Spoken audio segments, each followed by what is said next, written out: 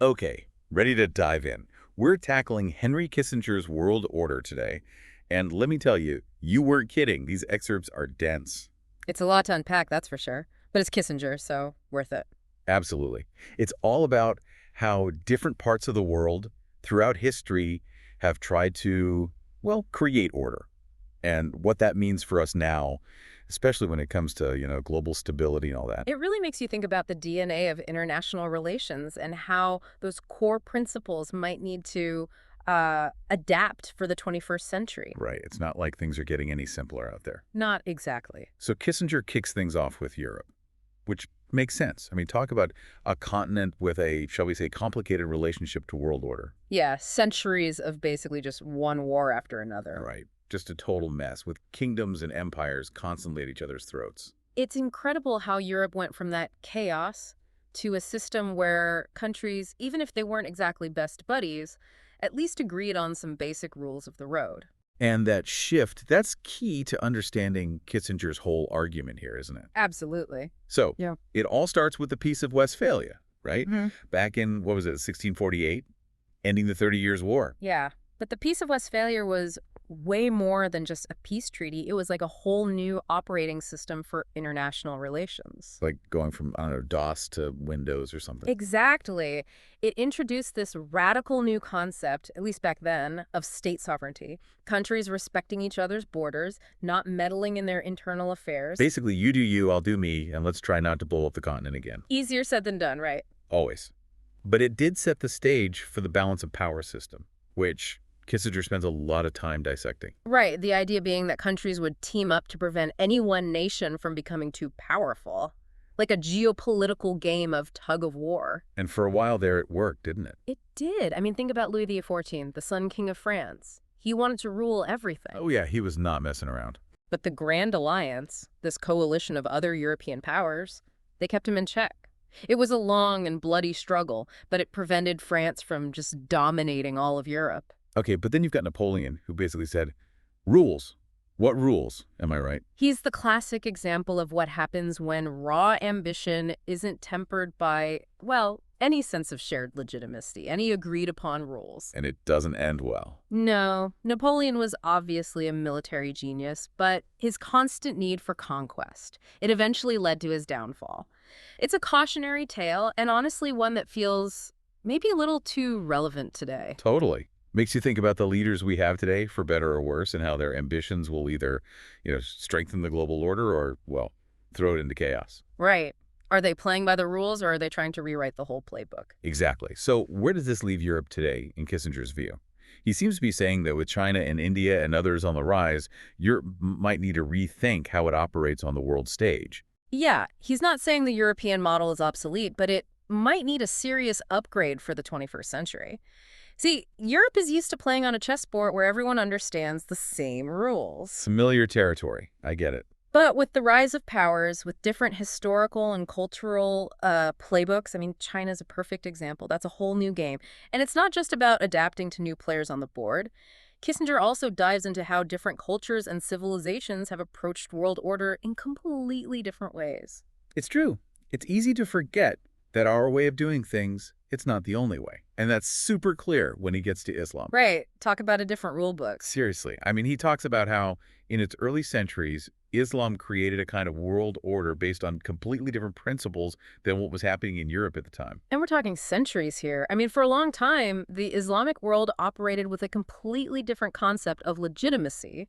Forget nation states like what emerged in Europe. Yeah, totally different starting point. It was all about the Ummah, this idea of a shared religious community. It wasn't about borders on a map. It was about belonging to this larger global community of believers. Exactly. And that created a completely different set of assumptions about how things should work, how power should be distributed, what it meant to create order. So no wonder there's been tension when those two worldviews have collided over the centuries. Right. You can draw a straight line from those historical clashes to a lot of the geopolitical tensions we see today. And it's not a monolithic picture either. Kissinger talks about the internal divisions within the Islamic world, too. Like, for example, the split between Sunni and Shia Muslims. Which has had a huge impact on the Middle East. Massive, both historically and in the present day. It's impossible to understand the region without understanding that division. Absolutely. And then you've got groups like the Muslim Brotherhood, Al-Qaeda. Kissinger argues that they're tapping into this older idea, rejecting the more modern nation-state system. And that's what makes this so complex. Because you can't really understand the conflict with Israel, for example, without understanding this clash of visions either. It's like everyone's operating off a different playbook, and that's a recipe for disaster if you're not careful. Exactly. And this clash of ideas, it's not just theoretical. It has real-world consequences. Kissinger brings up the assassinations of Anwar al-Sadat and Yitzhak Rabin, Leaders who are actually trying to find a way to coexist, to find peace. based on, mutual recognition, negotiated settlements, things like that. And both were killed by extremists on their own sides. It's a tragic reminder of just how powerful these competing visions of order still are.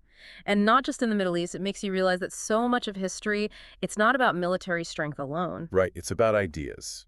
Whose ideas about how the world should work, they're the ones that ultimately win out. It's about the power of ideas to shape reality. So we've got Europe trying to adapt to a changing world. We've got the Islamic world grappling with its own internal divisions. And then, of course, there's Asia, which, well, things get even more complicated over there. Oh, yeah. Asia brings a whole new set of dimensions to the idea of world order, especially when you consider giants like China and India, Each with its own ancient history, each with a unique worldview that's been shaped by centuries of tradition and experience. Exactly. You've got China with its, all under heaven philosophy. Right, this idea that it was the center of the universe for centuries. And then India with its own, super old traditions of statecraft and diplomacy. It's amazing to think about. So the question becomes, how do they reconcile those self-images, those historical narratives, with the realities of the modern world system? Right. A system that, let's be honest, wasn't exactly designed with them in mind. Exactly. Kissinger makes a really interesting point about China in particular. He says they've had to engage with this system, this global order, but on terms that they didn't create. Which has got to create some friction, right? Absolutely. I mean, imagine being this ancient civilization, used to being the center of the world. Hot dog. Right, and suddenly you're being told you have to play by someone else's rules. And it's not like those rules were designed to help them get ahead either, right? Yeah.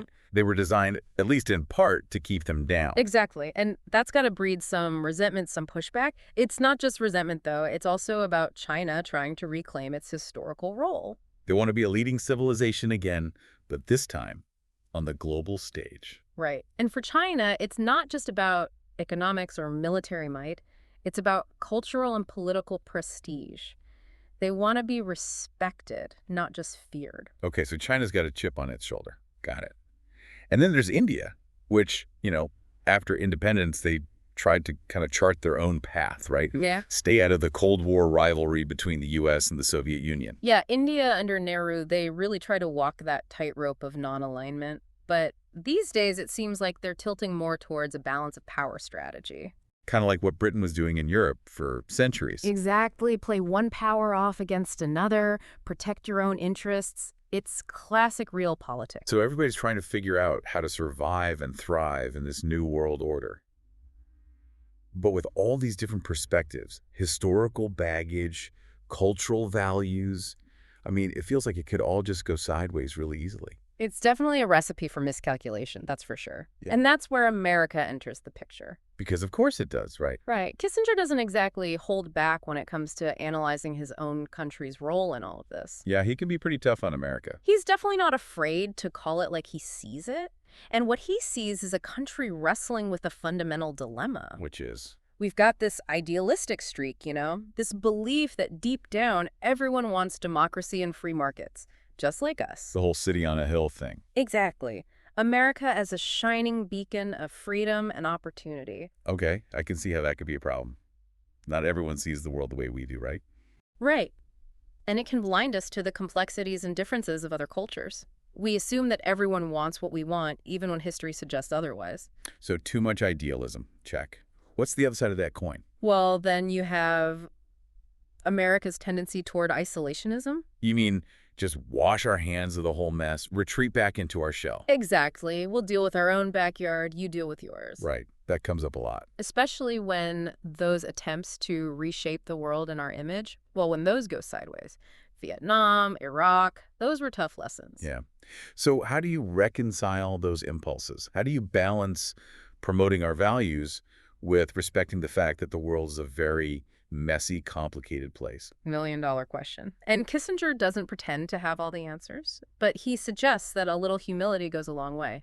Meaning, Meaning we can't assume that we have all the solutions, or that our way is the only way. it's tough to let go of that sometimes. It is.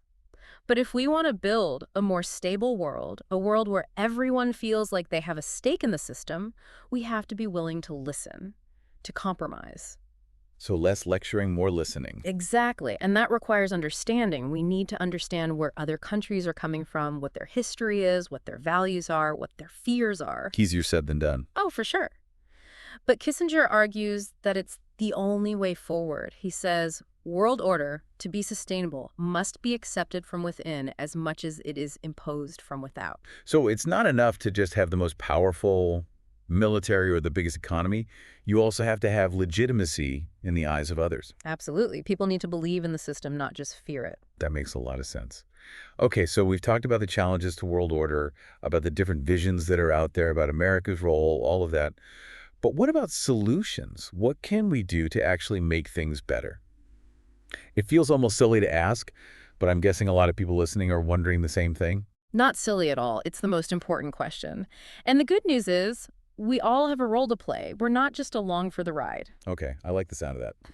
So where do we even begin? Kissinger talks about the need for education, dialogue, and leadership. Education meaning? Meaning, we need to understand the world around us, its history, its cultures, its challenges. So go beyond the headlines, really dig deep. Exactly. Read books, travel, talk to people from different backgrounds, challenge your own assumptions. And dialogue, I'm guessing that's not just about, winning arguments on Twitter. Not quite. It's about really listening to people who have different perspectives, trying to understand where they're coming from, even if you disagree with them. Building bridges instead of walls. Exactly. And finally, leadership. We need leaders who are wise, who are courageous, who are committed to building a better world. Leaders who actually understand this stuff. Yes. Leaders who can see the big picture, who can think strategically, who can bring people together. Wow.